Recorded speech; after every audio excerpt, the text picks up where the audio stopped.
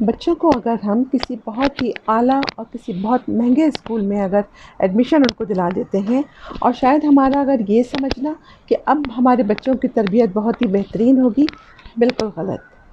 بچوں کی تربیت کا دار و مدار صرف اور صرف گھر سے ہوتا ہے۔ ہم گھر میں اپنے بچوں کو جو تربیت دیتے ہیں، ان کو جو کچھ سکھاتے ہیں، ہمارے بچے بڑے ہو کر وہی کرتے ہیں۔ اور کس ایج میں بچے کس طرح سے باتوں کو ریسیو کرتے ہیں اور کس طریقے سے ری ایکشن کرتے ہیں۔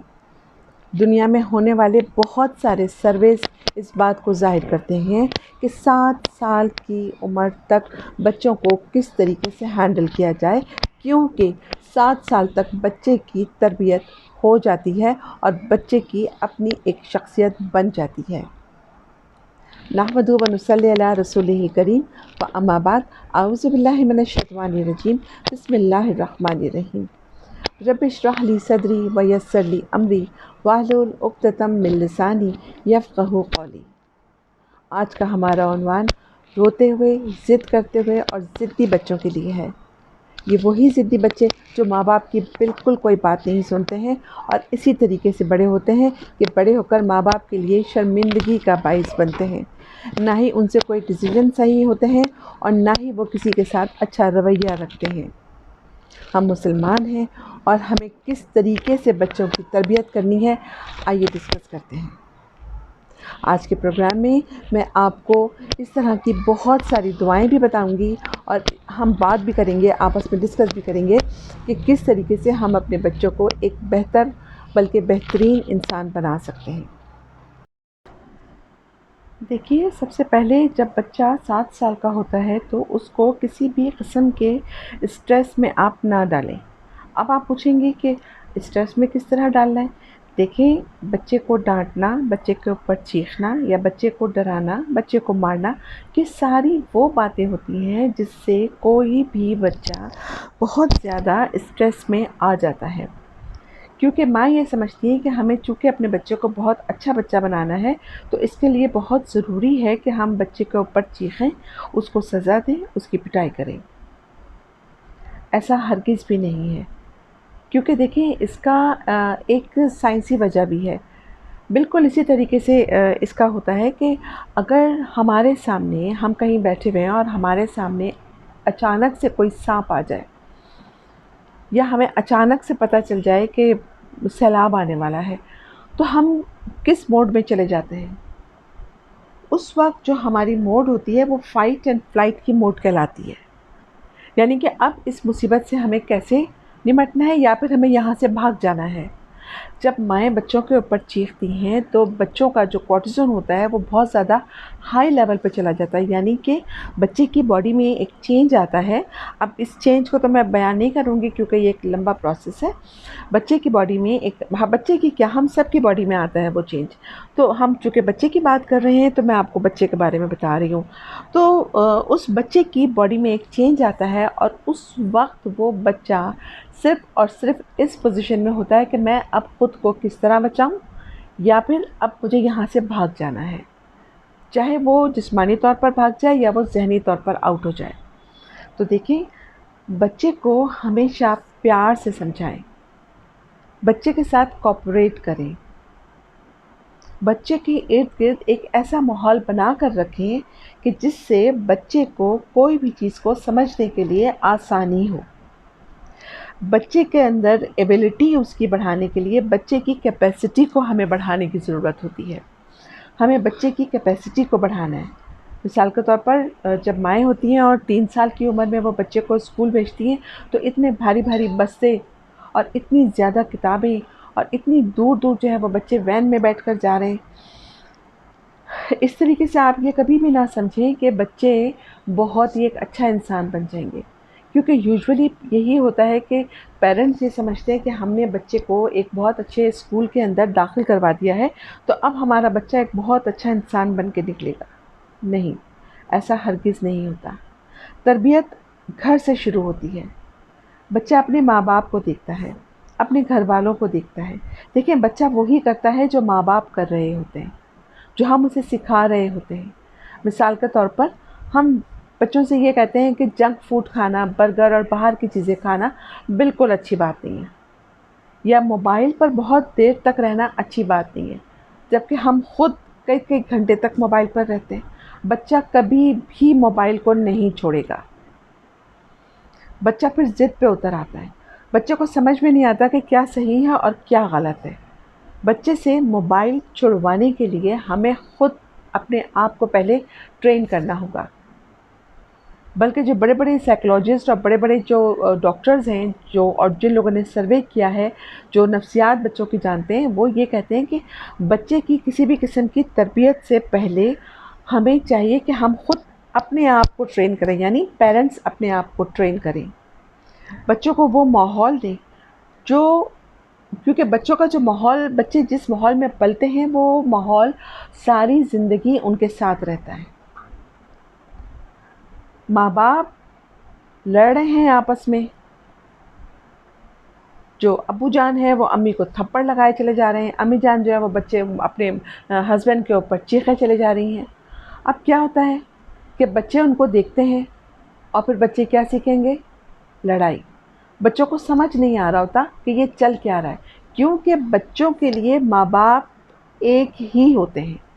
کبھی ایسا نہیں ہوتا کہ بچے جو ہیں وہ ماں باپ کو الگ الگ سمجھے، بالکل اس طرح سے جس طرح کوئی گاؤں کا آپ کوئی بندہ دیکھیں، یا اکثر ہم نے اپنی امیوں کو، اپنی دادی کو بھی دیکھا ہے کہ وہ لوگ اگر عمرہ کرنے جاتی تو کہتی تھی کہ ہم مکہ مدینے جا رہے ہیں۔ ان کے لیے مکہ مدینہ ایک ہی چیز ہوتی ہے۔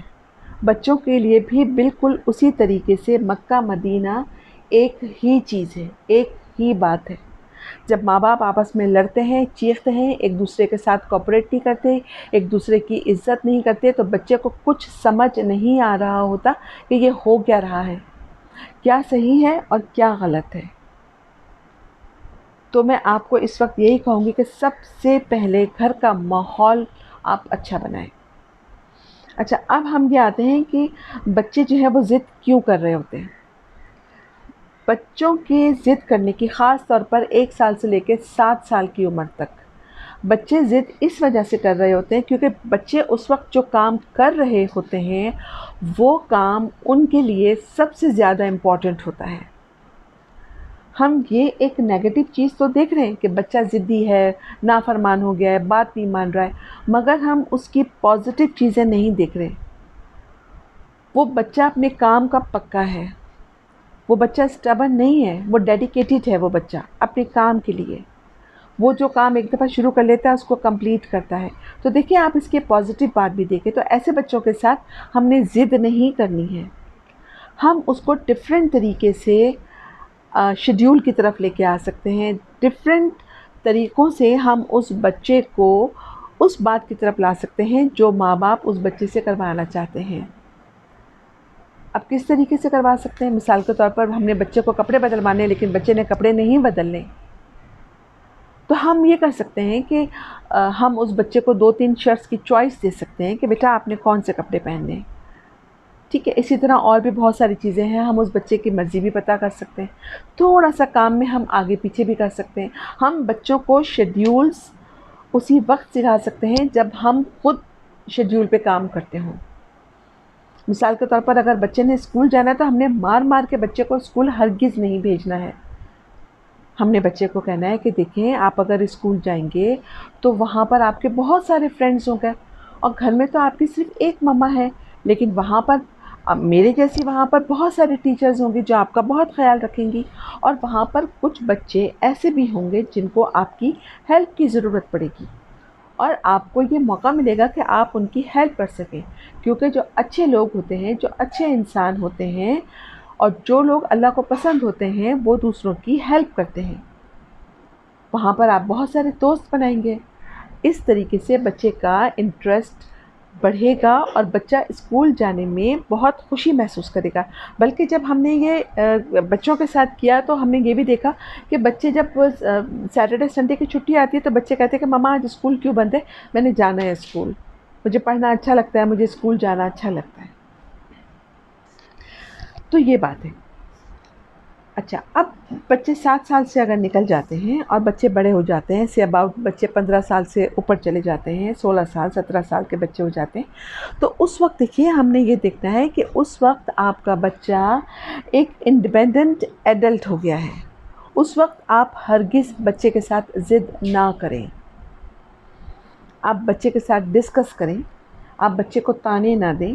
بچہ اگر بہت زیادہ موبائل یوز کر رہا ہے تو دیکھیں یہ ساری عادتیں بچپن میں بنانے کی ہوتی ہیں، نہ کہ بڑا ہونے کے بعد آپ اس کے ساتھ لڑائیاں شروع کر دیں. اس طرح کیا ہوگا کہ بچے کے اور آپ کے درمیان فاصلہ ہو جائے گا اور بچہ گھر سے بھاگنے کے بہانے ڈھونڈے گا.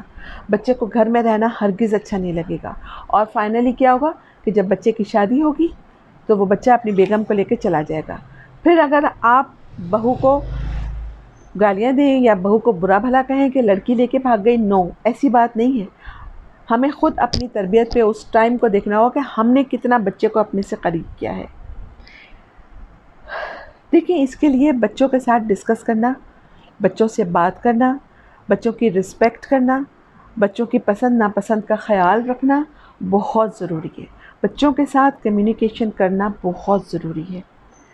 اس کے لیے ایک شروع سے ہم ایک چیز رکھ سکتے ہیں کہ ایک فیملی میٹنگ ہونی چاہیے. ہم سب بیٹھ کر اس پہ ڈسکس کریں، ہم بات کریں، اپنی پرابلمس شیئر کریں، اپنی پرابلمس ڈسکس کریں، کہیں گھومنے کا پروگرام بنائیں. بہت ساری چیزیں ہوتی ہیں فیملی میں. اس طریقے سے آپ کے بچے کو فیملی کے اندر رہنے کی عادت پڑے گی اور جو ساری زندگی رہے گی.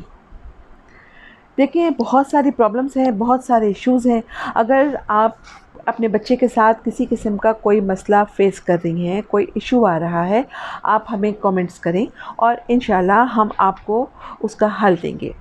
اچھا، اب میں آپ کو کچھ ایسی دعائیں بتا رہی ہوں جو دیکھیں اسکرین پر نظر آ رہی ہیں، جو آپ اپنے بچے کے حساب سے پڑھ سکتی ہیں.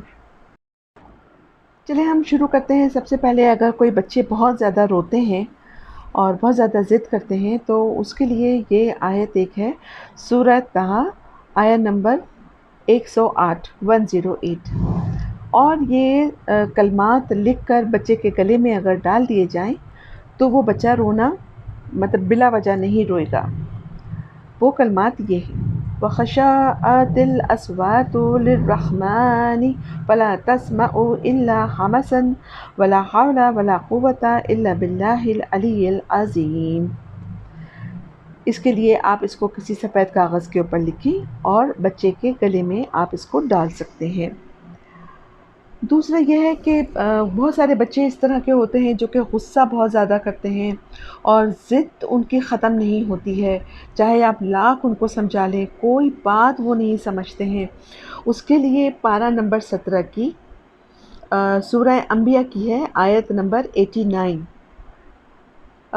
یہ جو میں آپ کو بتا رہی ہوں یہ بچوں کے ساتھ ساتھ اگر کوئی آپ کا بچہ بڑا بھی ہو گیا یا کوئی گھر کا ایسا فرد ہے جو کہ بڑا ہے اور اس کا بھی اگر غصہ بہت زیادہ ہے اور ضد بہت زیادہ اگر وہ بندہ کرتا ہے تو آپ اس کے لیے بھی اس کو استعمال کر سکتے ہیں. اگر آپ اس کو لکھ کر گلے میں نہیں ڈال سکتے تو پڑھ کر پانی کے اوپر دم کر کے اس کو آپ پلا سکتے ہیں. تو میں آپ کو بتاتی ہوں، وہ ہے بسم اللہ الرحمن الرحیم، وہ ہے قُلْنَا يَا نَارُ كُونِي بَرْدًا وَسَلَامًا عَلَىٰ إِبْرَاهِيمَ. اچھا جی، تیسری چیز ہے کہ بچوں کی ضد کو ختم کرنے کے لیے آپ چاہتے ہیں کہ جی جو بچہ ہے اس کی ضد بہت زیادہ ہو گئی ہے کہ جس کو اب ختم ہونا چاہیے. تو اس کے لیے اول آخر آپ درود پاک پڑھیں اور سورہ فلق اور سورہ ناس ایک ایک مرتبہ پڑھیں. اور ویسے یہ آپ کو روزانہ کرنا ہوگا. اچھا، یہ سب پڑھنے کے بعد آپ بچے کو کسی پانی کے اوپر دم کر کے آپ پلا سکتے ہیں. دن میں 2 مرتبہ بھی آپ کر سکتے ہیں اور اگر 2 مرتبہ ٹائم نہیں مل رہا تو آپ 1 مرتبہ بھی کر سکتے ہیں.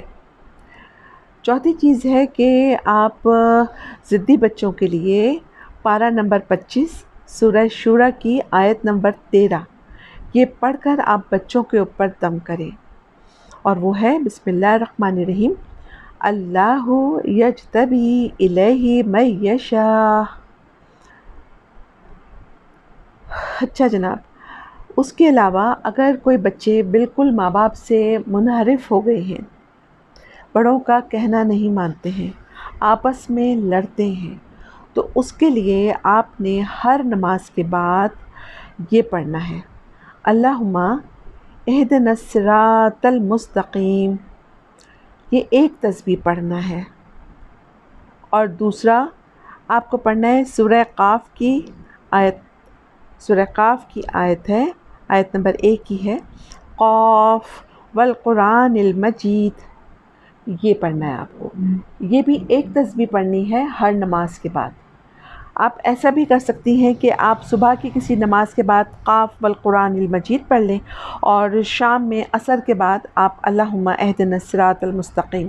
یہ ان بچوں کے لیے، ان بڑے بچوں کے لیے خاص طور پر ہے جو راہ راست پر نہیں ہیں، موبائلوں میں پڑ گئے ہیں، کسی گیمز کے اندر پڑ گئے ہیں، گھر آنا انہیں اچھا نہیں لگتا، ماں باپ کی بات نہیں مانتے ہیں، بڑوں کی عزت نہیں کرتے ہیں، ان کے لیے آپ یہ پڑھ سکتی ہیں۔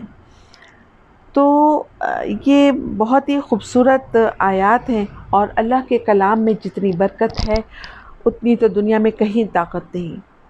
تو میں امید کرتی ہوں کہ انشاءاللہ یہ آیات اللہ کا کلام، جس میں کوئی شک نہیں، جس کے اندر صرف خیر ہی خیر ہے، اس کو آپ پڑھیں پورے یقین کے ساتھ، اور ایسا نہ ہو کہ آپ 2 دن پڑھیں اور اس کے بعد یہ کہیں کہ کچھ ہو نہیں رہا۔ دیکھیں، کنٹینیوٹی، استقامت کا ہونا بہت لازم ہے۔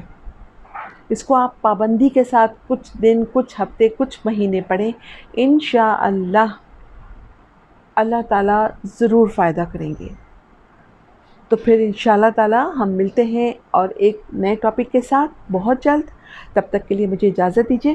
السلام علیکم ورحمۃ اللہ وبرکاتہ۔